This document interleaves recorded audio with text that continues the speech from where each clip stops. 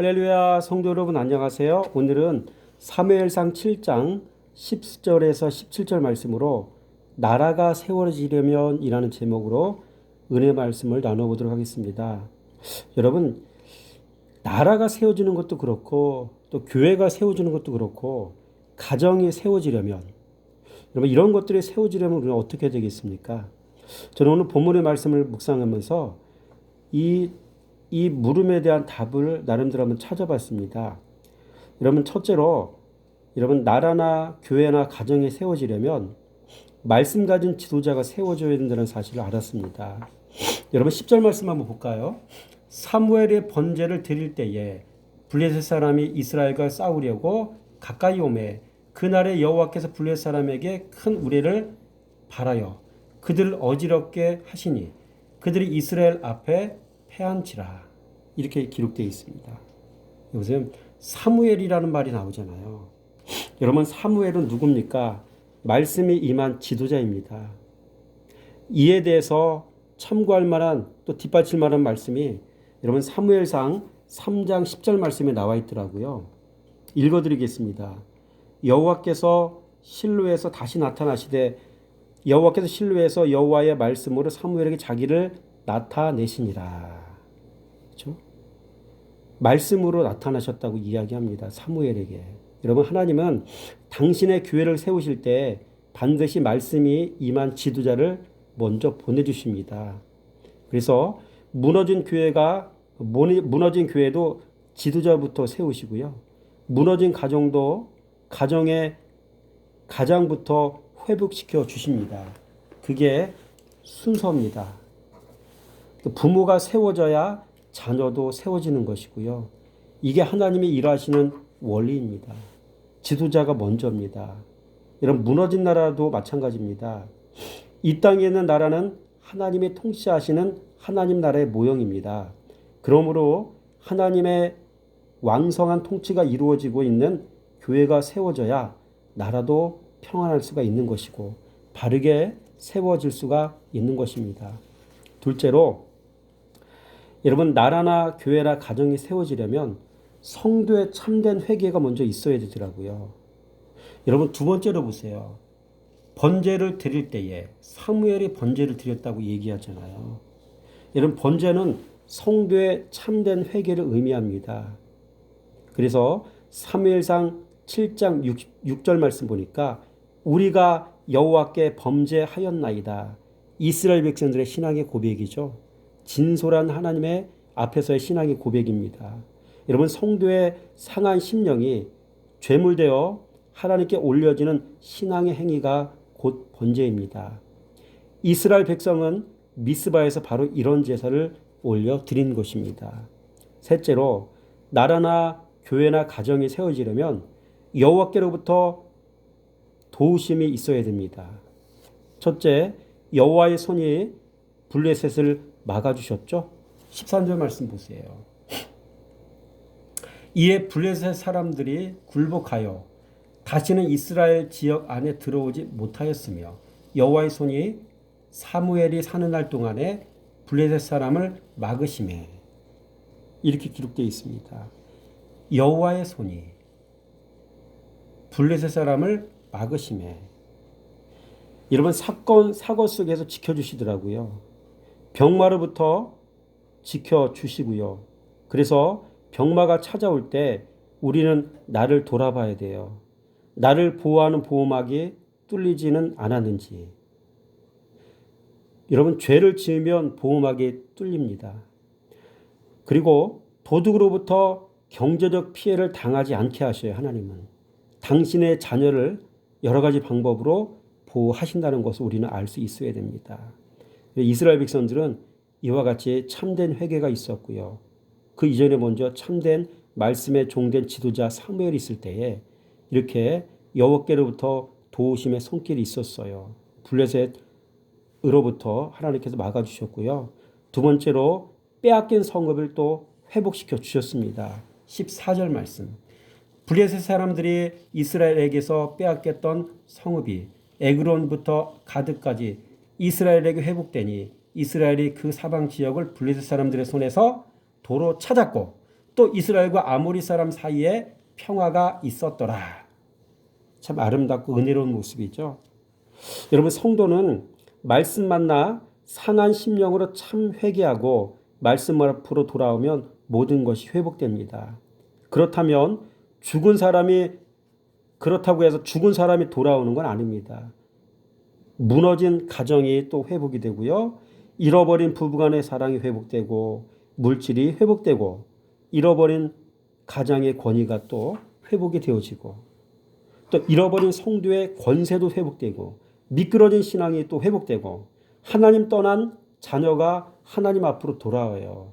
가정 안에 영적 가장이 먼저 이와 같이 말씀 앞으로 돌아오면, 그렇죠?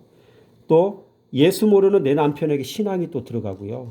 내 자신이 말씀 앞으로 돌아오면 여러분 이런 일들이 일어납니다. 또 더 나아가 성도가 찾아야 할 잃어버린 성읍은 어디겠습니까? 말씀 앞으로 돌아온 성도가 제일 먼저 찾는 성읍은 어디겠습니까? 여러분 궁금하지 않으십니까? 14절 말씀 보세요. 블레 사람들이 이스라엘에게서 빼앗았던 성읍이라고 하잖아요. 성읍. 이런 것도 한번 살펴봐야 돼요. 성읍, 뭐 이런 얘기가 되겠죠. 성도가 잃어버렸던, 죄로 인해 잃어버렸던 여러분 성읍은 어디냐 이 얘기입니다. 여러분 마음의 성전을 다시 찾는 일, 여러분 그걸 얘기하는 거죠. 성도는 말씀으로 회복될 때 제일 먼저 마음의 성전을 다시 찾게 됩니다. 또 마음의 성전을 찾은 증거가 곧 평안입니다. 반대로 말씀 잃어버리면 나타나는 가장 큰 특징이 있습니다. 마음에 근심이 한가득 들어옵니다. 그래서 마태복음 6장에서는 하나님 버리고 재물주인 섬기다가 6가만이 얻게 된 선물 보따리가 바로 염려라고 기록하고 있어요. 마태복음 6장 24절 34절 말씀 오늘도 한번 확인해 봤더니 염려 보따리가 6번이나 나와요. 6개가 나와요. 그렇죠? 인생의 주인이 말씀이 아닐 때 인생이 이렇게 비참해져요. 세 번째로 잃어버린 지경을 또 도로 찾게 해주시더라고요. 14절 말씀 보세요.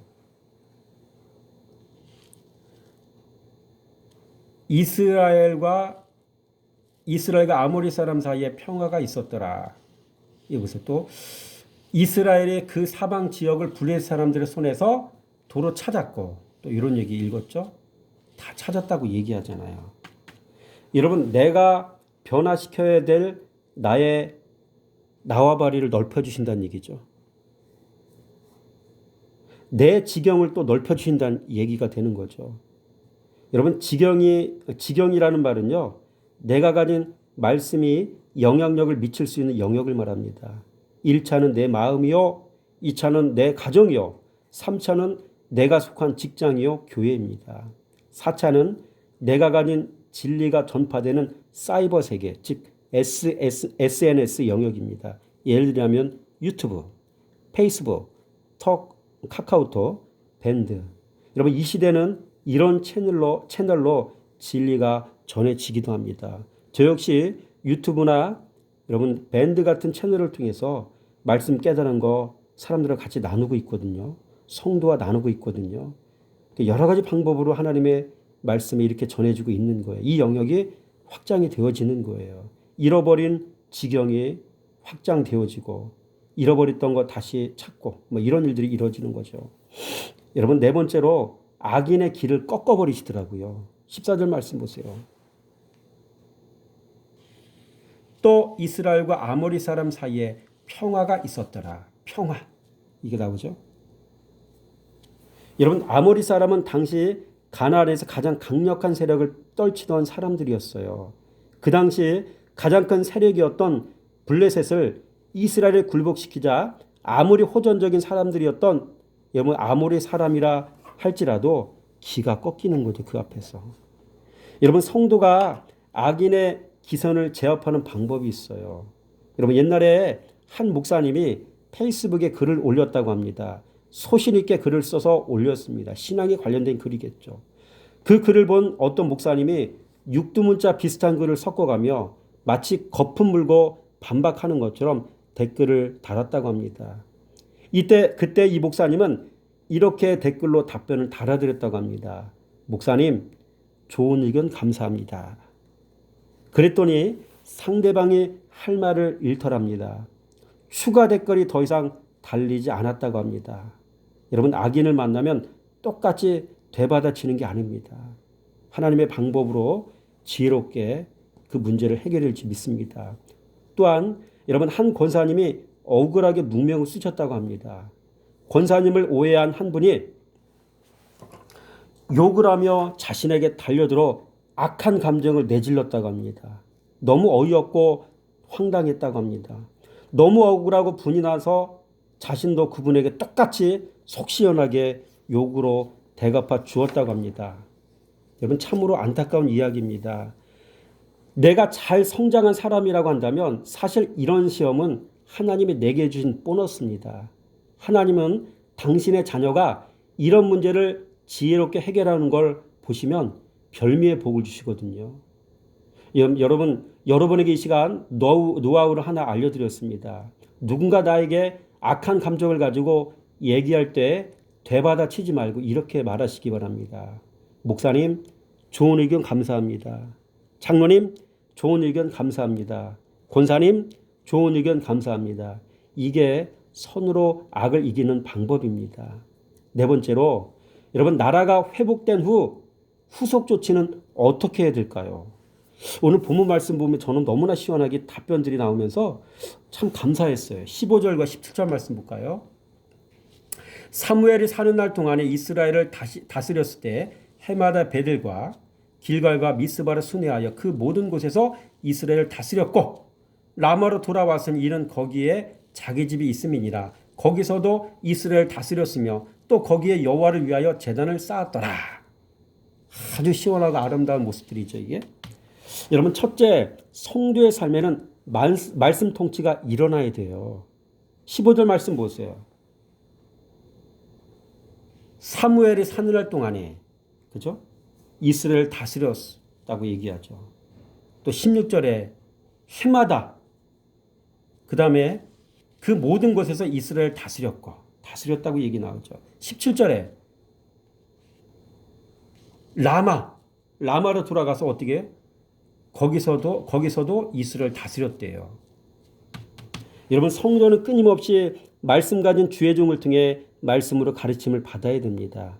이렇게 해야 성도는 중간에 미끄러지지 않습니다. 또 이렇게 해야 성도의 신앙은 성장합니다. 그래서 예수 이름을 알고 예수 마음을 배우고 배운 걸 엑서사이즈 해야 합니다. 연습해야 된다는 얘기죠. 또한 이렇게 해야 성도는 구원받습니다. 배움의 문제는 구원의 문제와도 직결된다는 사실을 여러분 기억하시기 바랍니다. 그래서 마가복음 13장 13절 말씀에서는 끝까지 견디는 자는 구원을 얻는다라는 말 이야기하고 있고요. 덧붙여 더 중요한 건 디모데전서 4장 16절 말씀에 내가 내 자신과 가르침을 살펴 이 일을 계속하라. 이것을 행함으로 내 자신과 내게 듣는 자를 구원하리라. 디모데라고 하는, 여러분 에베소 교회 담임 목사였잖아요. 디모데가. 그렇죠? 이 디모데에게 사도 바울이 권면하는 거 아닙니까? 구원을 위해서는 내 자신뿐만 아니라 성도에게 끊임없이 말씀을 가르쳐야 된다고 얘기하는 거예요. 성도를 끊임없이 배우라는 얘기잖아요. 여러분, 이 일을 교회 지도자가 해야 하는 것이죠. 가르치는 일을 지도자가 해야 합니다. 이 일이 교회를 섬기는 목회자의 사명이요. 이것이 지도자의 사역인 것이죠. 여러분, 신앙생활의 핵심은 교회 출석이 아닌 걸 아셔야 돼요. 신앙생활의 핵심은 말씀의 지배하심입니다. 말씀의 지배하심은 끊임없이 성도가 말씀을 배우는 거예요. 배워서 예수 마음을 이해하고 예수 마음 알았으면 그 마음을 품어야 되고요. 마음 품었으면 삶 속에 그것이 적용돼야 되고요. 엑서사이즈가 계속 일어나야 된다는 이야기입니다. 둘째로, 말씀 통치가 일어난 성도의 삶에는 이제 성도 자신의 삶이 예배가 되어야 합니다. 17절 말씀 보세요. 여호와를 위하여 제단을 쌓았더라. 여러분, 제단 쌓았다는 말은 예배 드렸다는 말입니다. 말씀으로 지배받는 성도의 삶에는 다음과 같은 일들이 일어나야 합니다. 그리스도 예수로 세상을 보고요. 그리스도 예수로 느끼고 그리스도 예수로 생각하고 그리스도 예수로 행하고 그리스도 예수로 살아가야 합니다. 그래서 성도의 삶이 여러분 거룩한 삶의 제사가 되어야 합니다. 그래야 하나님이 영광을 받으십니다. 여러분 건강한 교회가 가진 세 가지 보석이 있는 거 아십니까? 첫째, 말씀이 있어야 됩니다. 둘째, 말씀 가진 지도자가 있어야 됩니다. 셋째, 성도의 순종이 있어야 돼요. 이 세 가지가 있어야 교회가 건강한 교회가 되는 것이죠. 마지막, 오늘 본문에는 의인을 대적하는 악인이 벗어나지 못하는 굴레가 있어요. 10절 말씀 보세요. 사무엘이 번제를 드릴 때에 블레 사람이 이스라엘과 싸우려고 보세요. 싸우려고 가까이 오매 그날에 여호와께서 블레 사람에게 큰 우레를 바라여 그들을 어지럽게 하시니 그들이 이스라엘 앞에서 패한지라. 이 당한 게 다 블레 사람들이 이야기거든요. 여러분 개도 재버릇 남 못 준다고 블레 사람들의 주특기는 치고받고 싸우고 죽이고 빼앗는 일입니다. 오죽하면 자신들의 모습을 독종과 쥐로 비유했겠습니까? 블레 사람들은 소리 수모는 없이 쳐들어와서 여러분 사람의 생명을 빼앗는 독종 같은 사람들이었어요. 블레셋 사람들은요, 여러분 쥐새끼처럼 가만히 들어와 사람의 재산을 강탈하고 훔쳐가는, 그래서 재정상에 치명적인 피해를 주는 그런 사람들이었어요.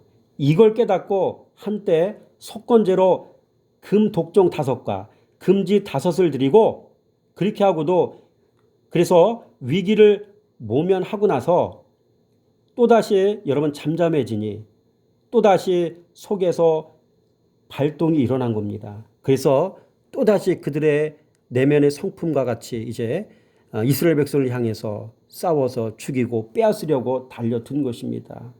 이런 블레 사람들의 이런 모습은 자기 죄를 깨닫고도 시간이 지나니 또 그 짓하고 사는 전형적인 악인의 모습을 보여주고 있는 것입니다. 악인은 그래서 안 되는 겁니다. 이런 미련한 죄는 깨닫고도 또 그 짓을 하고 살아갑니다. 여러분 혹시 우리의 삶 속에 이런 모습이 있지 않습니까?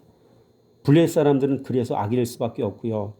마지막 때 가서 지구상에서 사라질 수밖에 없는 그러한 인생이 될 수밖에 없었다는 것이죠. 이런 말씀을 정리하기 원합니다. 오늘 본문의 말씀의 제목은 나라가, 가정이, 교회가 세워지려면 어떻게 된다고 했죠? 지도자 세워져야 된다고 했죠. 가정 안에서도 교회 안에서도 마찬가지고요. 성도의 참된 회개가 있고요. 그 다음에 여호와께로부터 도우심이 당연히 따라야 되고요. 여러분 이런 은혜가 있어서 여러분의 인생과 영혼이, 여러분의 가정과 교회가 회복되고 바르게 세워지는 은혜가 있어지길 바라고요. 그래서 여러분의 삶을 통해 하나님께서 영광 받으신 은혜가 있어지기를 주님의 이름으로 축원하며 드립니다.